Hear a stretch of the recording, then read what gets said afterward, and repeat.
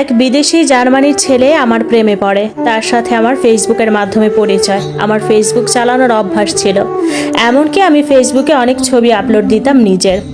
আমি দেখতে অনেকটা স্মার্ট এবং সুন্দর ছিলাম, তাই বাংলাদেশি অনেক ছেলেরা আমাকে মেসেঞ্জারে নক দিত। আমি সেগুলা কেয়ার করতাম না। যারা বেশি বেশি নক দিত বা ডিস্টার্ব করতো তাদেরকে আমি ব্লক করতাম। এটা আমার একটা অভ্যাস ছিল।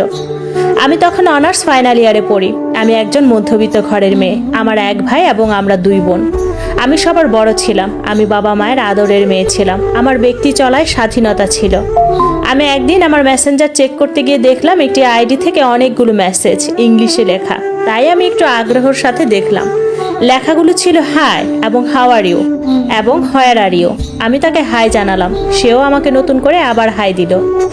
পরে আস্তে আস্তে আমরা দুজনের পরিচিত হয়ে গেলাম। উনি ওনার দেশের নাম বলল, আমি আমার দেশের নাম বললাম। আমি বললাম আমি বাংলাদেশি, সে বলল তার দেশ জার্মানি। কথাগুলো ইংরেজি হচ্ছে, আমি আপনাদের বোঝানোর জন্য বাংলাতে বলবো। আমি যেহেতু পড়াশোনা জানা মেয়ে ছিলাম, সেহেতু ইংলিশ বুঝতে অসুবিধা হয়নি। আর বিশেষ করে বাহিরে এমন উন্নত দেশের কোনো ছেলে বলে আমার কথা বলার আগ্রহ বেড়ে গিয়েছিল। ওর ডাকনাম ছিল হ্যারি আর আমার নাম ছিল লিনা। তার সাথে আমার প্রতিদিন ফেসবুকে কথা হতো। প্রথম আমাদের দেশের বিভিন্ন বিষয় নিয়ে কথা হতো। মাঝে মাঝে ভিডিও কলে আমাদের গ্রাম ঘুরে দেখাতাম। মাঝে মাঝে রাতে আমার সাথে ভিডিও কলে কথা হতো।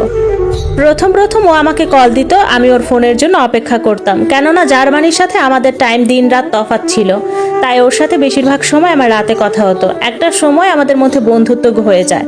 আর একটা কথা, আমি ওকে নক দিতাম বেশি, কেননা ভাবতাম বিদেশি ছেলের সাথে কথা, অন্যরকম ফিলিংস ছিল। এই ঘটনা আমি আমার এক ঘনিষ্ঠ বান্ধবীর সাথে শেয়ার করেছি, আর কারোর সাথে বলিনি।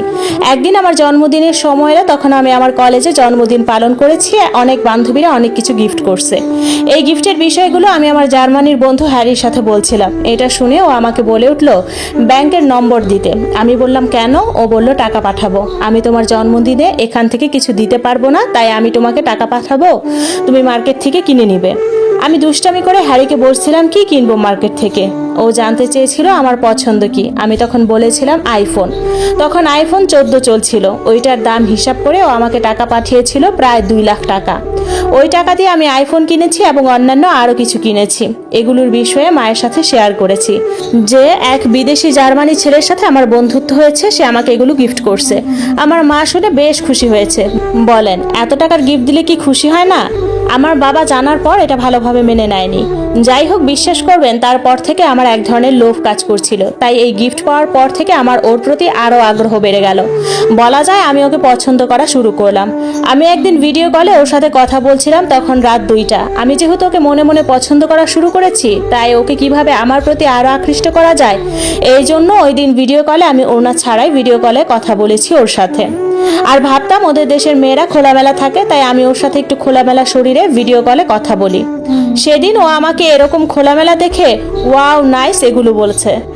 এগুলো শুনে আমি একটু লজ্জা বোধ করলাম। তারপর থেকে এখন ও আগের তুলনায় আমাকে বেশি বেশি ভিডিও কল দেয়। আমি এরকম কল পেয়ে বুঝতে পারছি ও আমার প্রতি আকৃষ্ট হচ্ছে, আর আমি এটাই চাইছিলাম। এখন আমরা দুজন আগের থেকে অনেক ক্লোজ, তাই অনেক কথাই শেয়ার করি, অনেক গোপন বিষয়ে কথা বলি, কিন্তু এখন পর্যন্ত ভিডিও কলে উল্টাপাল্টা কিছু হয়নি।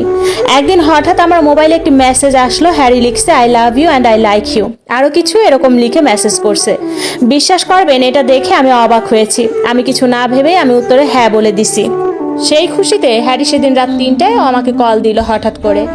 আমাকে বলতেছে শরীরে জামা খুলে সব দেখাতে, আমার বিদেশি জার্মানির প্রেমিক হ্যারি। হঠাৎ আমরা অনেক ক্লোজ হয়ে গেছি, আমাদের মধ্যে গভীর রিলেশন তৈরি হলো।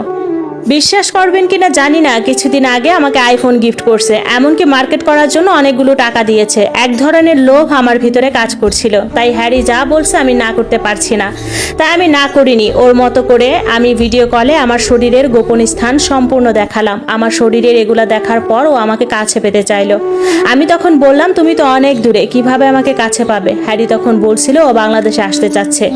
আমি দুষ্টুমি হিসেবে তখন ধরে নিয়েছিলাম, কিন্তু হ্যারি হঠাৎ আরেকদিন আমাকে ফোন দিয়ে সে বলতেছে যে আমি বাংলাদেশে আসতে চাই, I want to come to Bangladesh. আমিও বললাম আসো, সমস্যা নাই। আমি ভেবেছি ও আমার সাথে দুষ্টামি করে, কিন্তু পরক্ষণে বুঝলাম ও এই ব্যাপারে সিরিয়াস।